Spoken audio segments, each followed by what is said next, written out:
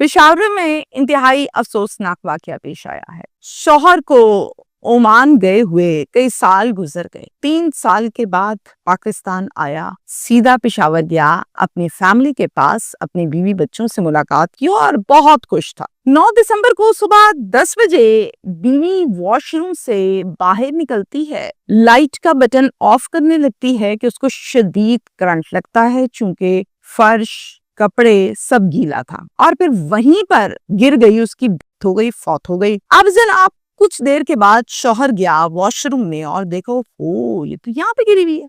सांसें चेक करता है, सांसें बंद है। रेस्क्यू को कॉल करता है, पुलिस को कॉल करता है। पुलिस आई, पुलिस ने वकूआ देखा, शौहर से पूछगिछ की। शौहर ने बताया कि मैं तो सो रहा था, ये वॉशरूम में गई है, मैं जब थोड़ी देर के बाद वॉशरूम जाने लगा देखा कि ये जमीन पर गिरी पड़ी। पुलिस जो है वो पूछती है कोई आवाज नहीं आई इसकी, तो कहता नहीं आवाज इसने कोई निकाली नहीं, आवाज आती तो मैं जरूर भागते इसको बचाने जाता।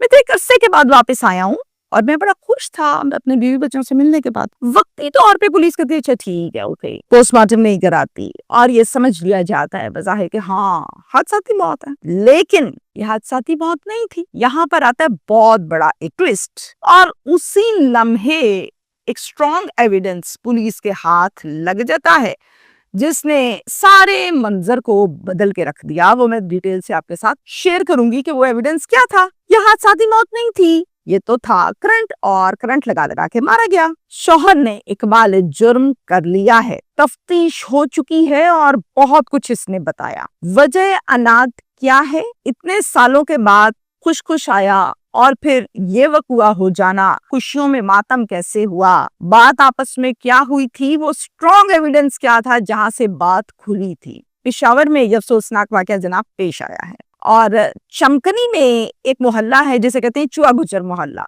वहां पर यह वकुआ पेश आया है। फैमिली का नाम है इनामुल्ला खान और ये अपने घर के सरबराह हैं। इनकी बीवी का नाम है शबीना।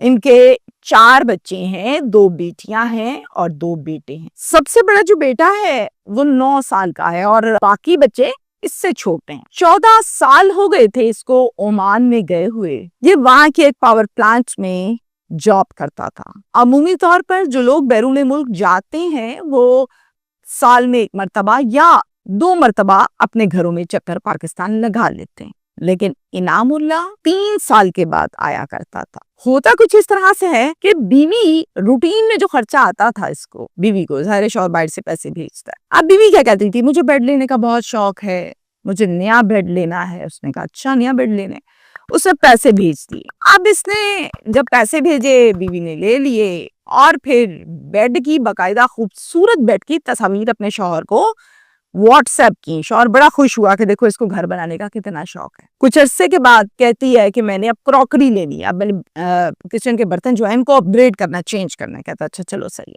फिर वो क्रॉकरी के लिए पैसे देता है, फिर ये बर्तन खरीदती है और फिर उसकी तस्वीर शौहर को भेजती। कहता है बड़ी प्यारी तुम्हारी च्वाइस है, तुम तो अच्छी अच्छी चीजें लेने लग गई हो। खुश होता है। फिर कुछ अरसे के बाद कहती है घर का पेंट सारा खराब हो गया है, मैंने घर पर पेंट करवाना है, तो मुझे पैसे भेजें, घर अच्छा नहीं लग रहा। शौहर कहता है मैं भेज दूं, वो भेजता है और फिर ये कलरफुल घर की तस्वीरें भी भेज देती है, व्हाट्सएप कर देती तस्वीरें। शौहर बड़ा राजी बाजी के मेरा घर ठीक ठाक खुशबाश बन रहा है, प्यारा लग रहा है और सब कुछ। अब जो इनामुल है ना, इसका इसी के मोहल्ले में एक बड़ा अच्छा दोस्त है और बड़ा पुराना दोस्त है, उसका नाम है अमजद। अमजद कॉल करता है इनामुल्ला को, कहता है यार कैसे हो, ठीक हो तुम, खैरियत से हो? कहता बिल्कुल ठीक हो, तू सुना, तू खैरियत से है? हम तो परदेसी लोग हैं। तो अमजद आगे से कहता है नहीं यार परदेसी क्यों, मैंने तेरे से बड़ी जरूरी बात करनी है। इनाम यार तेरे घर में गैर आदमी कोई आता जाता है, रात के 2 बजे, कभी 3 बजे, कभी 1 बजे मैंने उसको अक्सर घर से निकलते हुए भी देखा है। इनामुल्ला कहता है यार तुझे कोई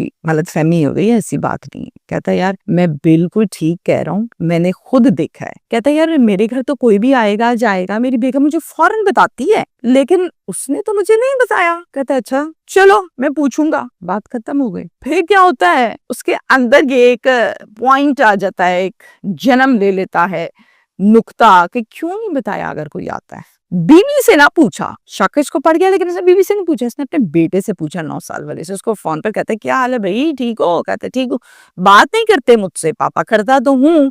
कहता अच्छा यार ये बात तो बता एक मुझे, कोई अंकल कोई आदमी आता है घर पे? कहता है नहीं पापा, घर पे तो कोई भी नहीं आता, घर पे किसने आना है? बाप कहता है अच्छा, फिर बता सोच के, कहीं ऐसा तो नहीं तू भूल गया है? कहता नहीं मैं भूला नहीं हूँ, कोई भी नहीं आता। और मुतमईन हो जाता है, ही इज सेटिस्फाइड, हाँ भाई वहम होगा अमजद का। अमजद को कॉल करता है, अमजद को कॉल करके कहते हैं कोई भी नहीं आता, तुम क्यों ऐसी बात कर रहे थे? मैंने अपने बेटे से भी पूछा है। कहता है यार मैंने क्यों लगाना है इल्जाम, या क्यों तेरी लाइफ में प्रॉब्लम बनानी है, मैंने देखा तुझे बता दिया। चल ऐसे है कि अब आएगा ना तो मैं तस्वीर उतार लूंगा, मैं वीडियो बना लूंगा ताकि तुझे समझ आ जाए।